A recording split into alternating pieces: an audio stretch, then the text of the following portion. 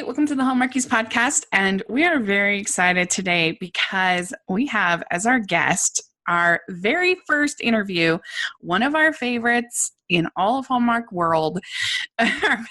We have writer Nina Weinman here with us for the fourth time. You're a four-timer. Can you believe it? This is my fourth? I thought it was my third. You're fourth.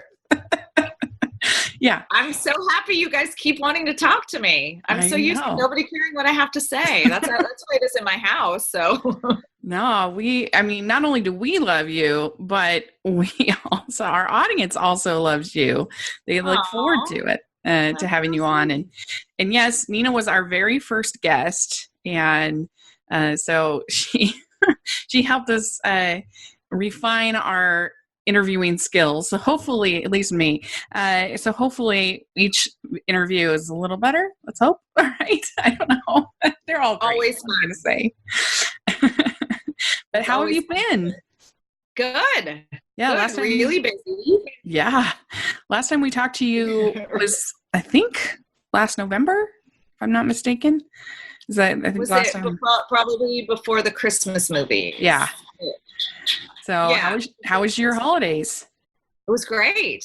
It was really good. I mean, it was busy. I spent Christmas at my in-laws rewriting Flip That Romance. Like that was my whole holiday was I just rewrote that movie from top to bottom in 2 weeks, right before they started prep for it. Wow. So that was my holiday pretty much, but it was nice. We were back in Pennsylvania. And, the work doesn't stop just because it's the holidays. Yeah. I think I just put that in a script, that actual line. The work doesn't stop just because it's the holidays. Well, no, that's what I was saying about this countdown to summer thing, because I feel like they needed to make one of the stories about a teacher, like a real teacher, because they're the only people counting down to summer. Right. Everybody else is just a normal day. Or moms. I mean, I was counting down to summer. My kids got out of school yesterday, and I was so ready for it because all week was like, this one had a pizza party, and that one had like a farewell, this and a jump rope-a-thon. My daughter did like a jump rope performance. I mean, it was just like every day it was something, and a volunteer thank you breakfast. And I was like, I have to work. I can't. I'm ready for all of these things to be done. But that's still involving school. Yes, it is. Right? And so I was like, the countdown to summer's concept is flawed. I think that they should do a pause and purrs month. Wouldn't that be perfect for Hallmark? Pause and purrs. Pause and purrs. Just all about, dogs and cats movies. Oh, yeah, because there's always dog and cat movies. That's right. And they could really pump the whole rescue thing. It would be perfect. Yeah. That's a cute idea. But anyway, so that's the same. We're working harder than ever during the holidays. My family talked about going on a vacation. I was like, I can't go on a vacation in December. Are you nuts? What's going on? There's 40 Christmas movies, and 2 of them are Hanukkah. I know. We're going to talk about that, and I'm very excited about it. Yeah. But I was curious because if I counted right, I think that Flip That Romance was your 15th movie for Hallmark. To air? 15th to air? To air.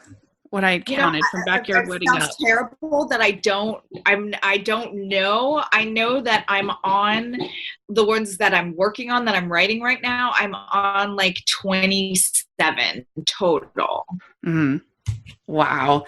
That's amazing. Across all of my movies. Like I wrote one for ABC Family years ago, one for years ago. But I have like 8 that I'm working on that haven't aired yet, or that aren't done, or in different stages of development right now. Well, I'm curious. I have 8 movies. Since 2010, your first movie for Hallmark that you wrote, Backyard Wedding, I'm curious, that's almost a decade, which is amazing. Congratulations. Yes. You're incredible. Thank you. Yeah, it's my 10-year anniversary of selling my first movie, because it was 2009. That's when I sold the first one. That's incredible. And so I was just curious, kind of looking back a decade, do you feel like your writing has changed, and how do you feel like Hallmark has changed? So definitely my writing has changed in that the more you do it, the better you get at it.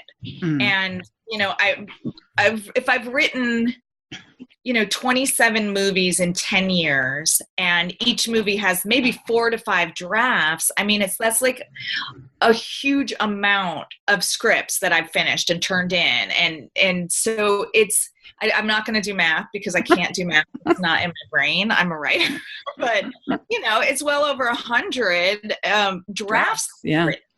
And that's the one thing that I always say to writers or aspiring writers is the more you do it, the better you get. And so I've definitely improved, and I'm definitely able to get to the heart of things a little bit quicker than before, because you just know how to economize the dialogue and maybe not overwrite too much and just get to the point. But I still just got notes on this movie, and it was like, we need to get to the point here, so it's like you never perfect it. You just get better and better and better the more you do. And I really think for Hallmark, their volume has gotten so much bigger than when I first started. When I first started, they weren't doing this many originals, and a lot of it was with Larry Levinson in the early days. So now that sorry about the construction noise, I have my electrician here putting in lights. As they've gotten more volume, and now it's not only Larry Levinson, you get to work with all different producers with all different perspectives, and they have a lot more executives now. So it's just learning everybody's taste and perspectives and trying to figure out doing something for this executive is not necessarily the same way that you get your point across to this executive. So it's a lot, it's changed, and it's not bad. It's not a bad thing, because you learn from every single one of them, the producers and the executives and the different people that you're working with along the way. But it has changed just in the sheer volume of what they do. Their formula and the brand, it has been what it is since the beginning of time. So that stuff is like, the more you do, the better you get at recognizing what is on brand and what's not going to fly too. Did you find it hard to go back and watch your old ones? Or do you get a sense of sort of nostalgia about it, or do you just find them like, oh, I wish I could have done this, or I wish I could have whatever? I don't have time to go back and watch them.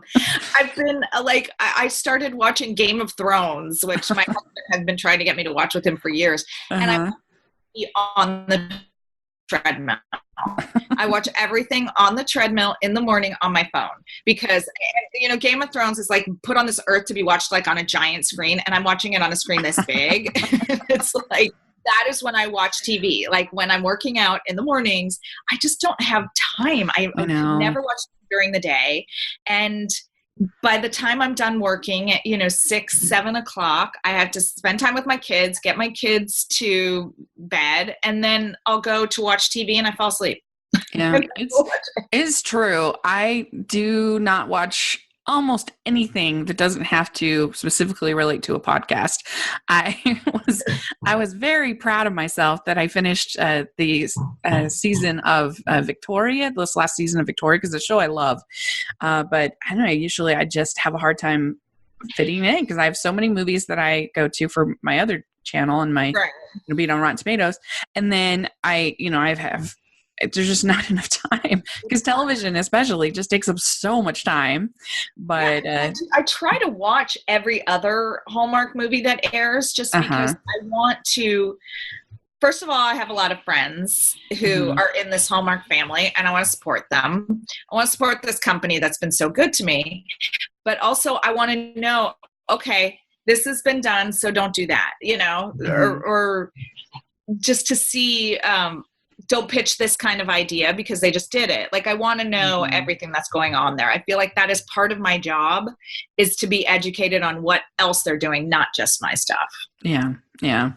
Do you watch other sort of other brands, or do you just have time just to do the Hallmark ones? I mean, I try, again, it's like anything that I can watch on the treadmill. Like that's my thing. Cause I've been going to the gym a lot, and anything I can watch on the treadmill. So it's like if they put it on Hulu or Netflix or, because I can watch stuff on their websites with my cable provider, I can just watch things on, like, I could go to Freeform's website or whoever's website. I watched that R. Kelly documentary on Lifetime's website. You know, it's like that kind of stuff.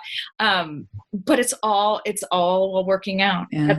That is like helped me be better about working out. That's my time where I get to catch up on everything and know what's out there. Yeah, I need to follow your example on that. It's been so great because that's like my treat to myself I get to watch. And now that I'm into Game of Thrones and I'm on season 4, and my husband again is so mad because for years he was like, I've been trying to get you to watch that show. And one morning I went to the gym and I was thinking, I want to watch something.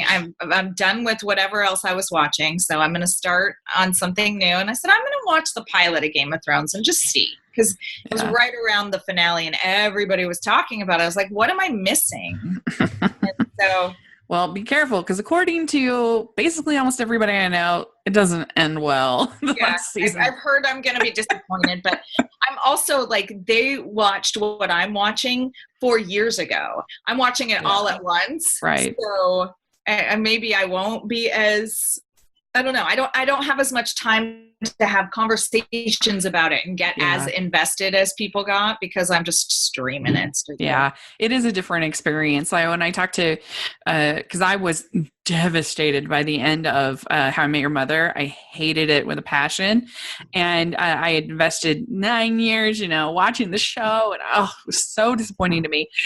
But my friends who just binge watched it on Netflix, they were not as disappointed because they didn't have the same investment as I did. Right. And there are some people who genuinely liked it. I don't understand those people, but I did notice a very different response from the people who binge watched it versus the fans invested like over the years.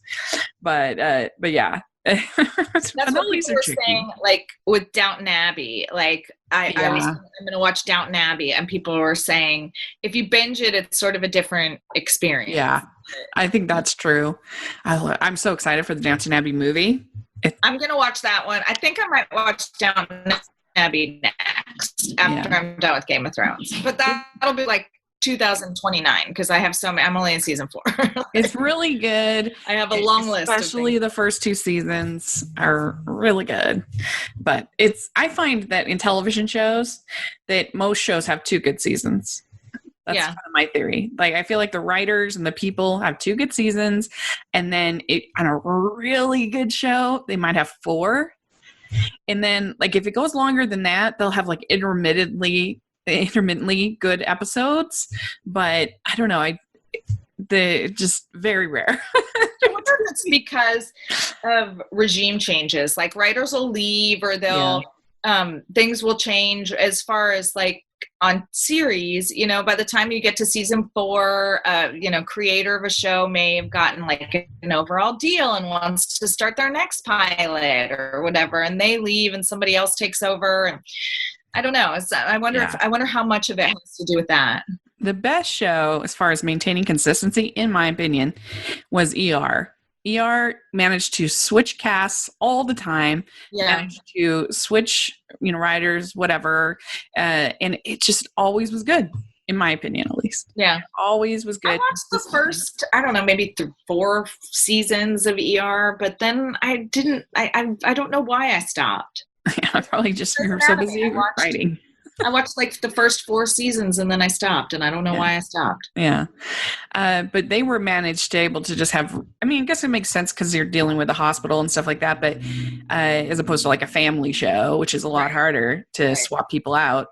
But anyway, that's kind of my theory, is you're probably better off just watching 2 seasons of every show. What do you think is different between writing these non-Hallmark movies? We're going to talk about your 2 today. Non-Hallmark. What do you think is different between writing your non-Christmas movies for Hallmark versus your... I don't have any non-Hallmarks. Your holiday films. Non-Christmas versus Christmas? Yes. The formula is the same. It still follows the same structure. But for Christmas movies, it's got to be all about the season and how the season indicates these characters' arcs, like what the spirit of the season does to them, as opposed to and why it's Christmas that makes them fall in love, and the activities and the camaraderie of Christmas and how it makes that's what brings these 2 people together. Christmas always has to be like very much front and center. And it's funny, I told the Bubbly Sesh girls, I had an interview with Jackson Shaw a couple weeks ago, and what they always say is, no matter how much you put in the movie, they will still say, it needs more Christmas. It needs more Christmas. There's not enough Christmas. Yeah. Okay. All right. We need a snowman or something. We need a snowman scene. We need a snowball fight. We need something a little more Christmassy in here. But I've been working on the Hanukkah movie, one of the 2. Yeah, this is so exciting. I just got notes from the network yesterday on that one, and they're very happy with it. They feel like it's fun and different, and so I'm just really excited about it, because it is, it's still a Christmas movie with elements of Hanukkah in it, but it's been fun to write because it's just a little different. It's something that whenever I'm writing a Christmas movie, I'll go, what haven't we seen yet? Like, what hasn't been done yet? And there's just nothing. It's so hard to find anything that any Christmas activity that hasn't been done. Right. And so having the Hanukkah stuff is fun because it's a little different, and it's not preachy in any way. It's just the same way that the Christmas movies are just about the holiday and the spirit of it and family. That's what the Hanukkah movie is too. That is so cool. I'm really looking forward to that, because I think you're right. Like, these tropes and these things that we've seen a million times in the Christmas movies will, by their nature, feel, I think, a little bit fresher, a little bit new, because it's Hanukkah. I don't know. It'd just be something new, which I'm really looking forward to. Fun, given that, you're Jewish, it just must be a fun thing to kind of finally be talking about. It's fun, but I'm married to a Christian, so we do both. We celebrate both. So it's, I love Christmas too. And I always joke that I was the Jew who does Christmas because I write so many Christmas movies, but I think also because I never got it growing up. That's why I enjoy it so much, because I always wanted it, and I never got to have Christmas as a kid. And so now I get it, and I get to have it for my kids and with my kids. And so it's important to me that we do both so that they experience both of our traditions. Yeah, definitely. Talk about Flip That Romance. Okay. And how did you come up with this idea of these flippers? This was not my original idea. You're right. I was brought on to it right before it went into production. I was brought on to do a production rewrite,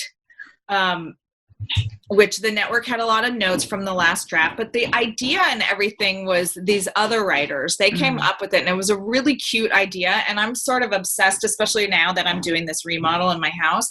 I'm sort of obsessed with house flipping shows, and finally my addiction came in handy. Like, I was able to, I know nothing, but I can fake it. Yeah. Because I watch these shows, so I can be like, oh, it's a load-bearing wall, and I don't remember Like I could fake the lingo just because I watch these shows all the time and I love them so much. But they came up with the idea about exes flipping the two sides of a duplex. And their idea was pretty much what you saw. Mm-hmm. The general idea, but I came in and I did what's called a page one rewrite and just rewrote there were just certain things that needed to be tightened or more clear or understood more, or it needed more humor here or stuff like that. So they brought me on and I did a page one rewrite. And but they did the hard part, which is coming up with the story. Mm-hmm. Is that hard for the writers or are they kind of blasé about it? It's this their. So I don't know them. I don't know, but it's happened to me before. And yeah, how does that feel? It never feels good getting taken off of something.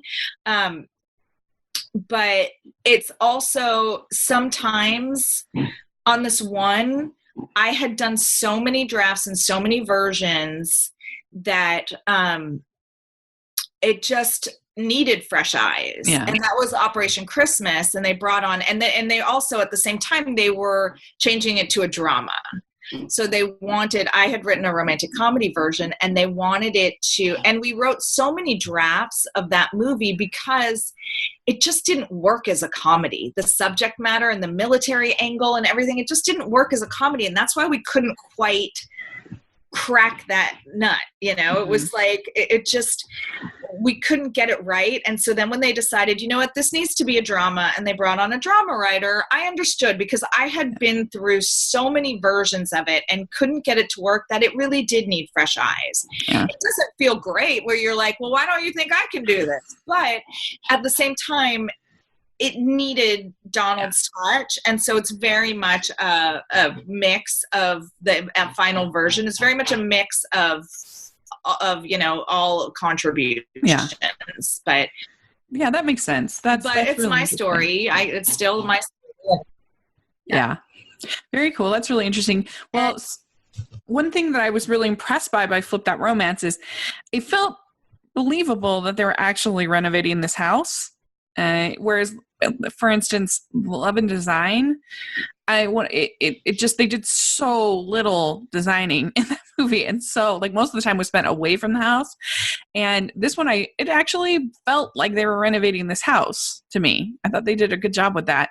And so they had the duplex that we used the exterior, and they shot a little bit inside. The final result was inside the actual duplex. Uh-huh. While they were demoing and everything, they shot on stages and they built a replica so that they could, when he pounds through the wall, that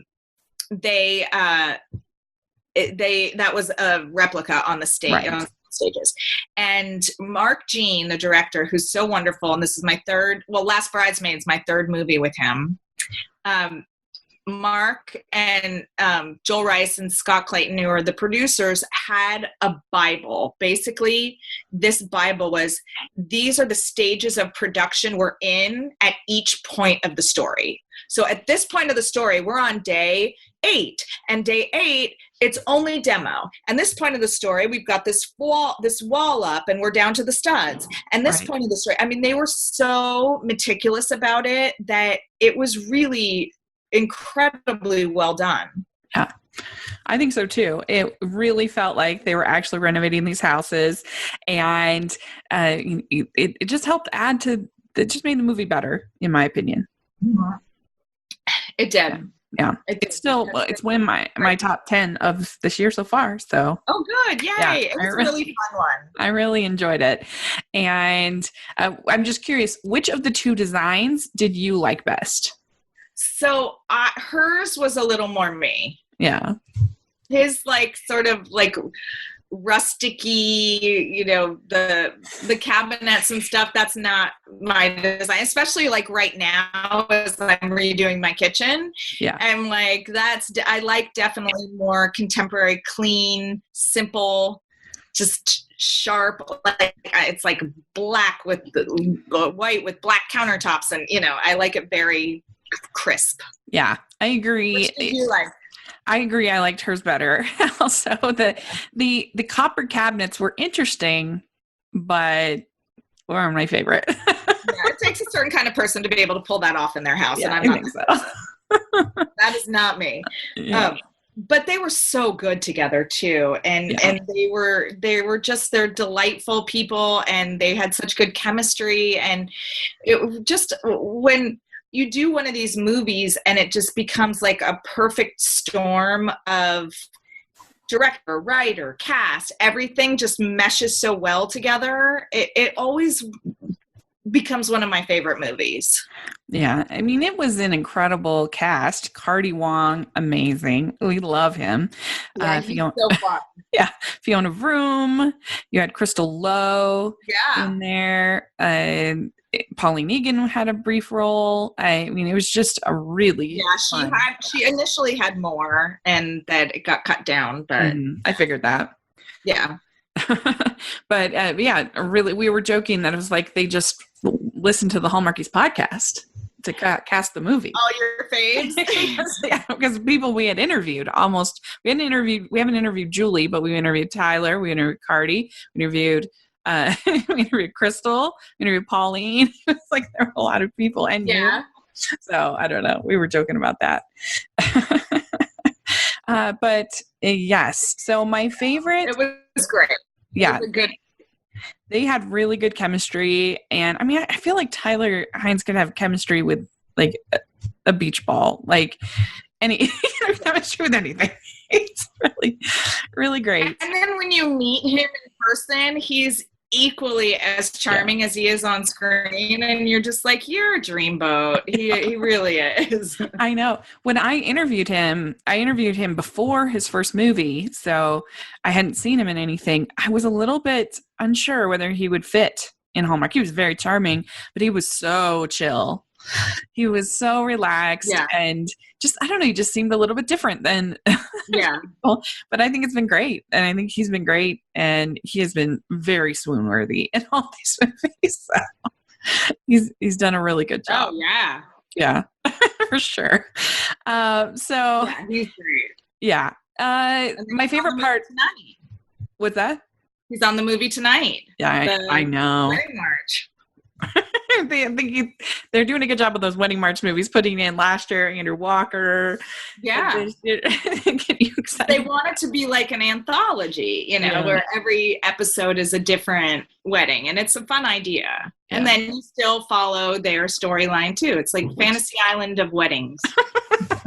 Their story is kind of bonkers, but yeah, and they have some fun stuff. But anyway, my favorite part of the whole movie, and I don't know if you wrote this or if they did, but because most of the time the near kisses are kind of grown worthy to me, because it's just like, it's nonsensical. Like, why would you let that little thing like stop you from kissing? Like, what?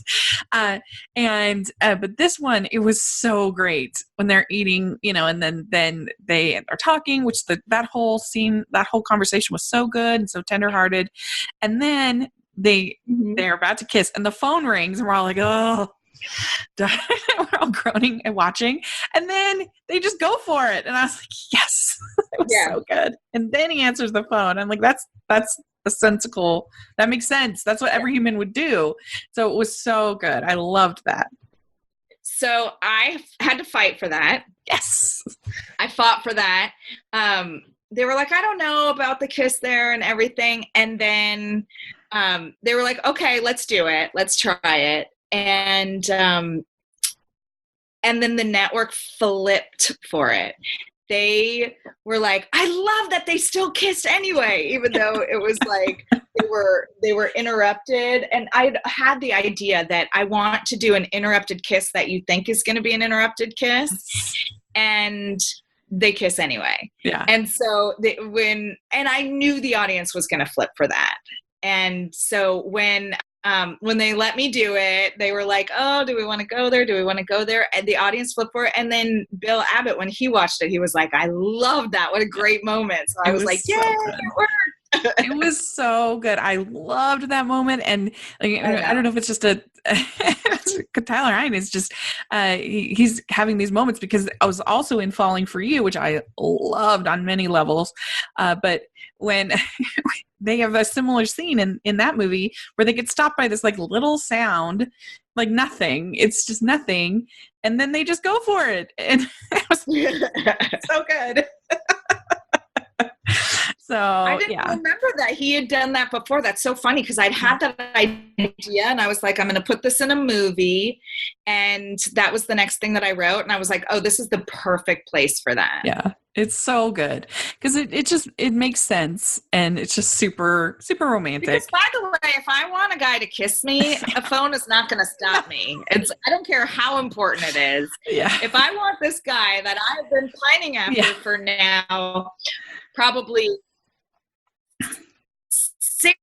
70 minutes of a movie. If I want this guy to kiss me and my contractor calls me, I'm going to be like, call him back. Yeah.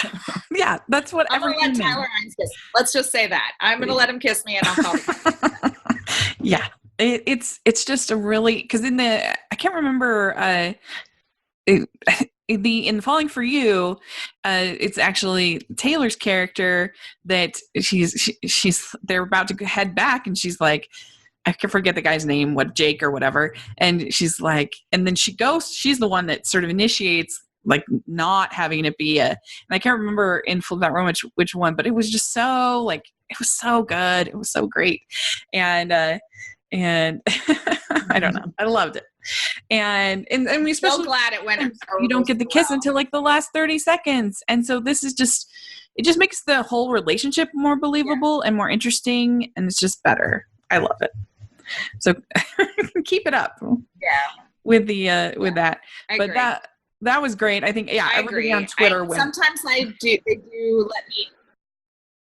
Yeah. Everybody on Twitter went nuts. Yeah. You should have seen it was great. I was watching. I was like, just wait. People were like, oh, I like this movie. I was like, just wait. I was live tweeting it. Yeah, it was so fun. I knew that people were going to go crazy because I read the comments and I see when people are like, why do you only let them kiss in the last scene? I see that stuff and I'm looking also at what the audience wants so that I can put that in my movies. Yeah. Yeah. Well, that's what I'm hoping because it was really fun. So then you have coming up, you have The Last Bridesmaid coming up and this looks amazing. The story looks fun, but this cast, oh my gosh.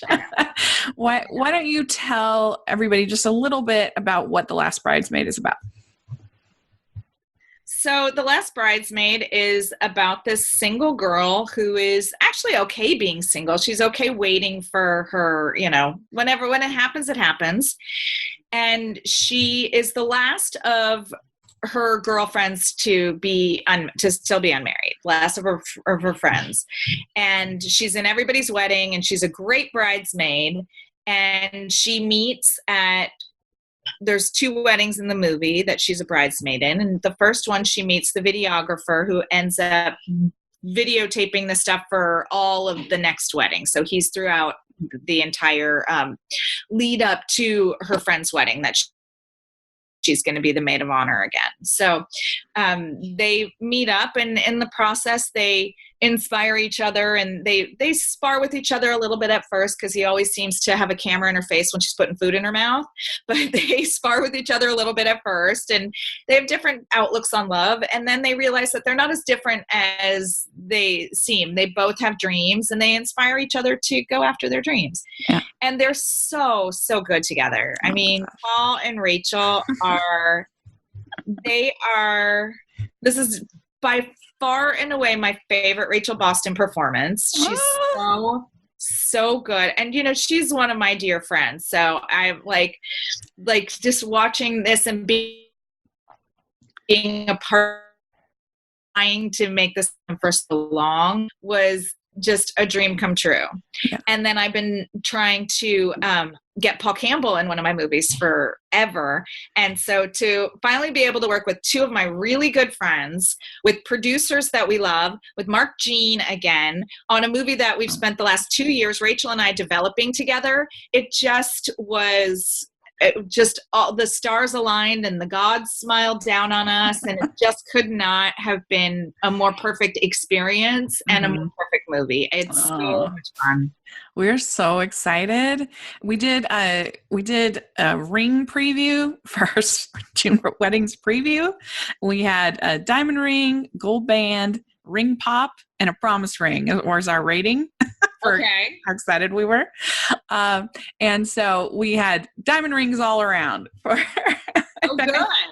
I think. How about the other movies? Are you guys excited for the other movies? It looks like a fun lineup this year. Yeah, we were. I mean, we have kind of a weird, strange relationship with the Wedding March movies. They're kind of, I don't know, fascinatingly bad. I don't know. It's just sort of, at least we think the Olivia and Mick stuff is just so bonkers and weird that it kind of is entertaining on that level.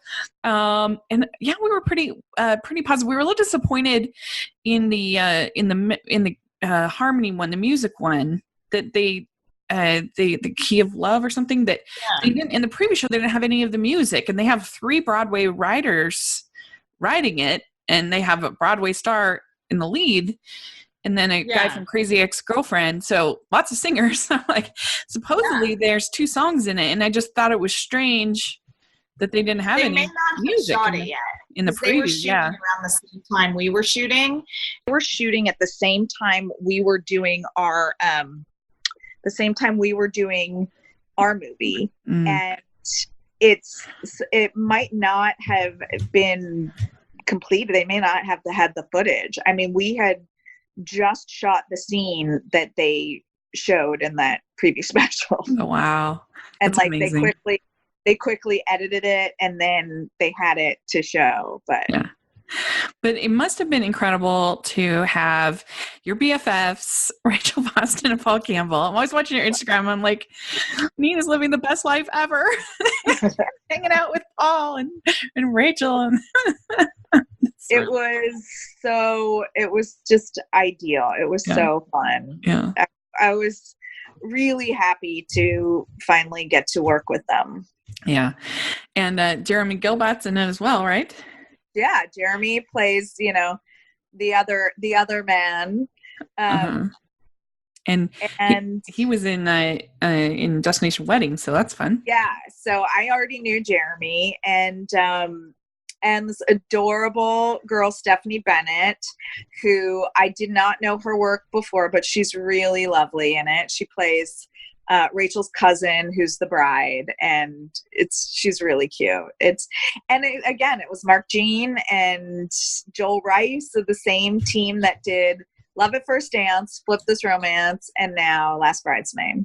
Oh my gosh, so excited. So it's sort of my dream team. We just have such a good time working together, and we all get along really well. We hear each other. We take each other's ideas. It's very much a collaboration. Yeah, we are really excited. We've liked all of we've liked almost all of, what am I saying? We've liked all of Paul Campbell's movies. Yeah. and Rachel Boston is almost always great. And it's got Clayton Chitty in it, who's very, very dreamy. So yeah, he's adorable. Yeah. That is really cool. Well, it's a fun one. I'm really excited to, I've seen the cut. I haven't seen the final yet. But I'm really excited for the audience to see it, because I think it's just it's a special one to me, and I hope that the audience finds it special too. It's a special one to me, for a lot of personal reasons, just because we sold it 3 years ago and finally it got made, and it had 2 of my dear friends in it. It just was a really great experience being up there with them and shooting, and they had so much fun, and they have great chemistry. Yeah. That's really, really cool. Yeah. All right. Well, we thought it would be fun since Nina has done all of the Teen Beat questions, both Christmas and both holiday and regular. We thought it would be fun since they're recording this the day before the Tony Awards. We thought it would be fun to just talk for a second about our favorite Broadway musicals. And this, for me at least, was very difficult to whittle things down to a top 5. And so I have many, many honorable mentions that I could have chosen. Yes, a lot of these are on here for very personal / nostalgic reasons for me. And there's just so many great Broadway musicals. And so let's do this. It's going to be fun. So these aren't necessarily my number one is definitely my number one, but they're the order is not my top 5. The rest of them are just kind of like my favorites. Okay. But nevertheless, in number 5 for me is Beauty and the Beast. Okay. Because obviously the movie was very influential for me as a kid. The Little Mermaid was the first music I ever remember loving. And then Beauty and the Beast came along, and it's such a beautiful movie. But then the Broadway musical, I thought they expanded upon it in the right ways. Yeah. I'm not a big fan of the 2017 movie, but I love the Broadway musical. Both of my sisters have been in it, which is fun. And when I was in 2001, my cousin that I was very close to, my cousin Lisa, she'd had chronic poor health her whole life, and but she had been doing very, very well. And so we came up with this whole scheme that we're going to convince my grandma to take us on a trip to New York City. And what we did is, because my grandma loves the Rockettes very much. And so we told my grandma, we're like, we'll go see the Rockettes. I mean, we wanted to see the Rockettes anyway, but we knew that would get her interested. So we're like, we'll go see the Rockettes and it'll be so fun. We'll go there for Christmas and whatever. And so we did, and it was just such a wonderful trip. And there's actually 2 that we saw on that trip on my list, on my top 5. Okay. And it was just such a great memory. And my cousin actually ended up passing away 3 months later. And so anything about that trip is just really special to me. And what a special experience to share with her. Yeah. It's something that probably meant so much to her too. Yeah. It really did. And just the whole idea, the beauty is found within, is such a great message of it. Yes, and absolutely. I just love it. So that's what I have at number 5. What do you have at number 5? At number 5, I have Guys and Dolls. Oh, good one. A good one. Fun music, flashy costumes, just like smile from ear to ear, and the kind of music that you can listen to over and over again. And I always gravitate towards the ones that have really fun, like big production numbers, like dancing and stuff like that. Yeah. So, and the thing that I could watch, like if the movie were on, if it were playing somewhere, I could see it over and over again. That's also how I judge if it's going to be one of my tops. Love that show so much. Yeah. I love from the very first song. It's one of those things that just like from the very first song, it just catches you and you're like, I love this. Yeah. And I love Adelaide's Lament is hilarious. So fun. If you get a good Adelaide, it's just perfection. Mm-hmm. Yeah. Yeah. All right. Well, my number 4 on my list is Hairspray. Okay. I love Hairspray. I think it's just so energetic and so positive, and I love that the heroine is a little bit different looking than typical heroines. In fact, in an interview or something that I heard, John Waters, the original director of the original movie, he said that he was really excited about the musical because now the fat girl will finally get cast in the leading role, and I'm like, yeah, that's right.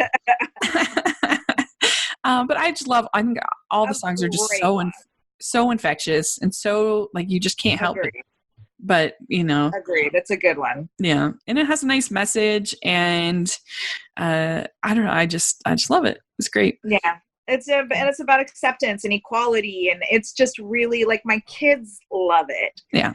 My kids love the movie musical, the movie with like Zac Efron, and they love it.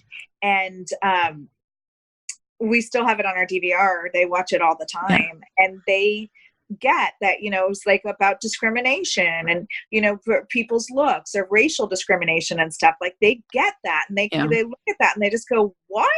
Like they won't let the black kids and the white kids dance together? Like that's so stupid. And I love that that to them, that's just, they can't understand it. And in this day and age, they're growing up in a world where, there is a lot of that stuff happening, but there still is a lot of racism out there, but that they think it's so dumb.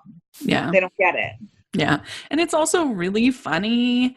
And I mean, some people are not a big fan of the makeup job of John Travolta in the movie, but I'm fine with it. And I don't know. I forget it's him. I completely forget it's him. Yeah. And it's just charming and heartwarming and great. So what do you have at number 4? West Side Story. Oh, classic. Yeah. That's another one that the big numbers, the dance numbers, the do, that kind of stuff. There's just like certain like moments and certain things that just like the second that like the snapping starts and stuff, I'm like, I'm in. Uh-huh. I sit up a little taller. I love that. And I love, the dancing and that's another one about sort of racial discrimination a little bit, and the gangs and the Puerto Ricans and the Americans. And I love that show so much. It's so good. I mean, you take the Romeo and Juliet story and just make it unique. And I love, I love Puerto Rico. Our heart's devotion. I'm a little nervous about the Steven Spielberg. Yeah, how are you feeling about that? A little nervous. I love Ansel Elgort, but is he Tony? Can he sing? I hope so. The girl they got for Maria is an amazing singer. Is she? She's yeah, like you should hear her on YouTube. I know that they did like a big search and stuff, but yeah, I'm in. I'll be there opening weekend for sure. But I'm like, okay, I'm gonna give the Ansel Elgort benefit of the doubt. Yeah, he does seem like a little bit of an odd choice, but he was really charming. He was really charming in Baby Driver. I loved Baby Driver. Yeah, he was good in that. I think he's a great actor. I really like him a lot. Is he Tony? We'll see. Yeah, it's gonna be interesting. We shall see. Yeah. But you have the Stephen Sondheim lyrics. A lot of people forget that he wrote the lyrics to that, and it's really fun. Yes, it's. You've got so much going for it that I hope he can deliver. I'm willing to get on board. Yeah, me too. All right. Well, my number 3 is The Light in the Piazza. I love this show. I used to see it on a trip to New York, not the one with my cousin, but it's a beautiful story about a mother and a daughter who go over to Italy, and the daughter is kind of I don't know what the correct word these days is, but she's special needs. She has she's got a remedial level of I don't know what you call it nowadays, but anyway, she's got the brain level of like a child, right? Yeah. Does that make sense? But anyway, and so she's kind of treated very gently by her mom, and kind of not allowed to make any of her own choices and other things like that. And she ends up meeting this Italian man in the Piazza or whatever, and it's very romantic. Matthew Morrison. Oh yeah. Did you see Matthew Morrison in it? Yeah, and Kelly O'Hara. Oh, it was incredible. And I forget the Victoria Clark. Yeah, she was incredible. Yeah. The music is so challenging. It's so hard. It has all of these really hard harmonies and but it's just so beautiful. And because a lot of these other musicals, it's like, with a little training, almost anyone could sing them. Not the case with this one. This one is hard and beautiful. I've never seen it. Yeah, it's really, that's probably why it's not done that much, is because it's really hard. But it's definitely it's a beautiful story about love, and it's very, it's very, very romantic. So it's my third favorite. What about you? Number 3, Hamilton. Yeah.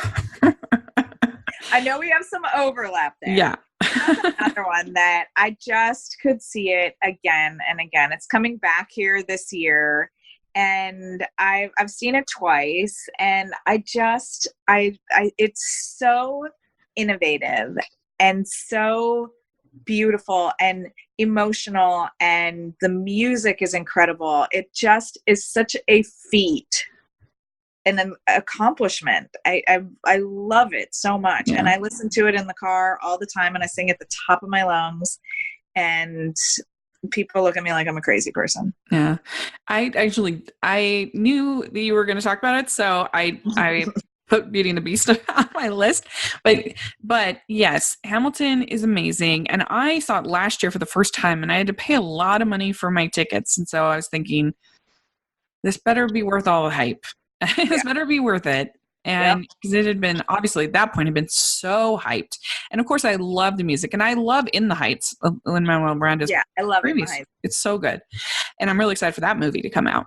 Yeah, me too. But I so I was a little bit nervous just because I had spent so much money on my things, but it was one of the highlights of my whole year last year. Yeah. And it was incredible. It was so good. And I thought they didn't overdo it on the sort of hip hop elements. They use it because there's a lot of just traditional Broadway elements in there. It's got everything. Yeah, it's got everything. Every style. It's so well done. Mm-hmm. And just the characters are really, really great and interesting. And there's no characters that you feel like that the script is just trolling, for lack of a better word. Like, everybody you feel like is a well-rounded, interesting character. Because it's so easy in stuff when you're talking about the past to just make, like, for instance, in the Disney's Pocahontas, these characters from the past are either just turned into this hero that's perfect, or these these total villains, and that's easy to do. I want to be cliche about it. Yeah, and in Hamilton, even someone like Aaron Burr is very interesting. Oh yeah. Yeah. Very interesting and done very well. So it's great. It is worth the hype. It lived up, at least for me, it totally lived up to the hype. I felt the same way before I saw it, and I saw it on Broadway the first time I saw it. And I was like, is this going to be worth it? I got one house seat. I was able to, from somebody who was in the show, got me one house seat. So I went by myself. It was $200. And I was like, okay, I hope this is everything that it was cracked up to be. So the second it started, I got a little emotional, that I was like, I'm here, I'm in the room where it happens, I'm in the room. Yeah. And I was like, I had been wanting to see it so badly, and from the first moment I was just like, this is so beautiful. Yeah, it was really good. So my number 2 is the second movie. My number 2 is the second show that I saw on this trip with my cousin. And both of my sisters have also been in it, is The Music Man. Is a musical that I love. I love the message about finding good in even a scoundrel who's, trying to swindle you. That snake oil salesman. Yeah, snake oil salesman. And that Marion opens herself up to love. Till There Was You is such a beautiful song. All the songs I think are great. I mean, Trouble is hilarious. 76 Trombones is great. I love the movie. Shirley Jones, Robert Preston, incredible. And I don't know, I just think it's very hopeful piece, and a very yet it doesn't forget to be funny. It doesn't forget to just entertain you in every way that you could be entertained. It's very romantic. Mm-hmm. So, a classic. Yeah. A classic. So it just has that special memory of seeing it with my cousin. So yeah. What do you have at number 2? At number 2, I have Dreamgirls, which was the first show I ever saw on Broadway. I was a kid. I'd never been to a Broadway show before. I was little and I was blown away. Like, just mouth agape, and bought the cassette tape after I saw it. I got the cassette tape because that's how long ago it was, and was just, I wore that thing out. And that's one of those things. And the movie, I thought the movie was fine. It was a lot of years of loving that show before they did a movie. Yeah. And I'd seen quite a few productions of it. And I think that is one of those shows that needs to be on the stage. Yeah. Yeah, the movie was decent. Okay, good. My number 1 is the first music after The Little Mermaid that I ever really fell in love with. I knew every line to every song in Les Miserables growing up, and it was the first movie I actually saw. It was the first musical that I actually saw on Broadway, New York Broadway. The first musical that I ever saw was Phantom of the Opera in San Francisco, actually. But and so that was really fun. But Les Miserables, I absolutely love the story about, it's a really fantastic show. You have Mercy. You don't have a villain in, maybe the Thenardiers are a little bit of a villain, but they're just doing what they know. But you have, I always saw Javert as kind of a villain. He's doing what he knows is right. Like, he believes in justice and enforcing the law. You just don't want him to obviously Jean Valjean. Yeah, you obviously don't want him to win, but you understand his point of view. So that's what makes him, it's kind of like what we were saying with Hamilton. It makes him you can root for him very easily because, in his life world, he's doing the obvious, he's the moral good. He's the hero of the story. Right. And so it just makes him really interesting. And his Star Song is so great. And just all the music is so beautiful. And the 10th anniversary concert is, I literally knew every line to every song. And I watched that so many times. And I've seen it 3 times on Broadway. I just absolutely love it. And the movie is flawed. Yeah. It has problems. But I just love those songs so much. Yeah. That I can still enjoy it. And a beautiful show. Yeah. I agree. I think it's wonderful. It was just here and I didn't see it. It was just at the Pantages here in LA, and I didn't see it because I've seen it so many times that I didn't go to that one. Yeah. But a very solid number 1. Okay, good. What do you have in your number 1? List. It's a solid list. All right. Okay. My number 1 is a show that I have seen probably 7 times, 3 times on Broadway, once in Vegas, a couple times here, is Jersey Boys. Ah, yeah. And when I saw it on Broadway the first time, my friend Jennifer Nemo played the original Mary Delgado on Broadway. So I went and was going to see her. And when I first heard about it and they were saying it's Frankie Valli and the Four Seasons, I thought Frankie and Annette, like Beach Blanket Babylon. That's what I thought it was. Mm-hmm. And so when I saw, I was like, where's the surfboard? I was like, when I started seeing stuff about it, I was like, where are the surfboards? Where's the beach? I didn't know. I was confused, but I saw, I was so blown away by it. And I could sit through it over and over and over again. Yeah. It is such a fun show. I actually haven't seen it, but I know the music, the sound cast recording very well. And yeah, the movie wasn't great. The movie was an atrocity of that show. It didn't have, one of the great things about that show is the energy. Yeah. And the movie, they just tried to do a straight movie. Like, I think sometimes they'd be better off just film the stage show and put it out in theaters like they did with Newsies. Right. My kids are obsessed with it. They love it. They watch the stage show, or they did that with Legally Blonde, which almost made my top 5 because that's another one of my very favorite shows, Legally Blonde. And they, I think that sometimes with Broadway shows, it's so much about the energy of being on stage that if they just filmed the show, that would do it justice more than a movie.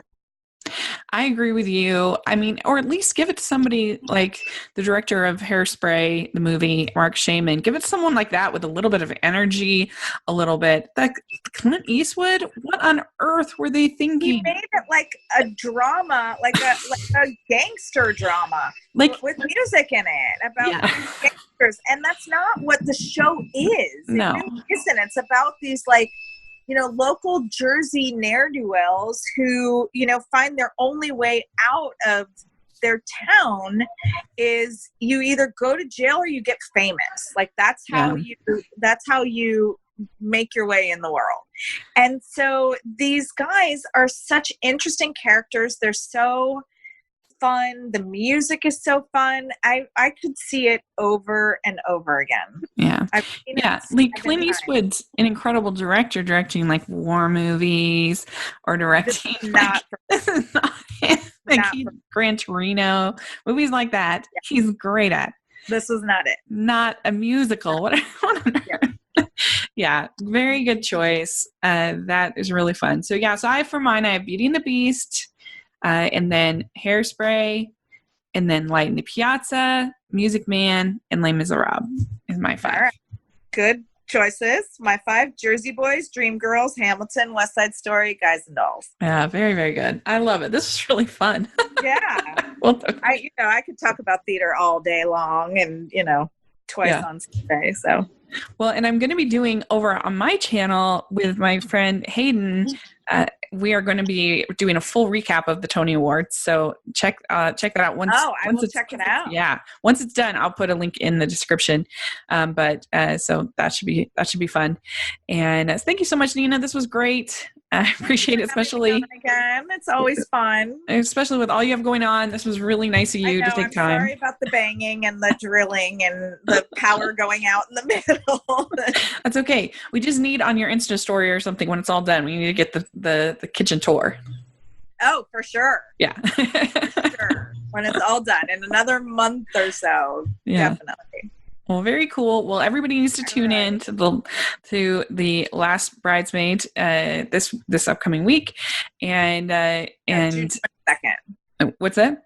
It's June 22nd. Yeah, everybody needs to tune into The Last Bridesmaid, June 22nd on Hallmark Channel. It's going to be amazing. We're really excited for it. And how can people follow you on social media? So I'm on Instagram as Nina Weinman Swift. And I am on Twitter. I think it's NIBEWE is my Twitter handle. Great. Make sure you guys are following Nina. She's the best. And you get to see all her having fun with Paul Campbell and Rachel. If you follow it. But yeah, you can follow me at Rachel's Reviews, all of our social media, and on iTunes and YouTube. And make sure you're following the podcast, Hallmarkies podcast, all over the place. And if you're listening on iTunes, if you can give us your ratings and reviews, really appreciate that. And if you are listening or watching on YouTube, give us a thumbs up, subscribe to the channel. We really appreciate that. And then we also have our Patreon that we have just started that has really been going well. And you get a lot of fun bonus features and exclusives and lots of fun stuff. So check that out and check out our merch store. We have just got a lot of fun stuff going on. So thanks again. And Nina, this was great. Thank you for having me. We'll get ready for. I said hi, and I missed her this time. Yes, I will. And we'll get ready for interview number 5. Yes. Right before Hanukkah. Yes, it'll be great. All right. Okay. We'll talk later. Bye. Bye.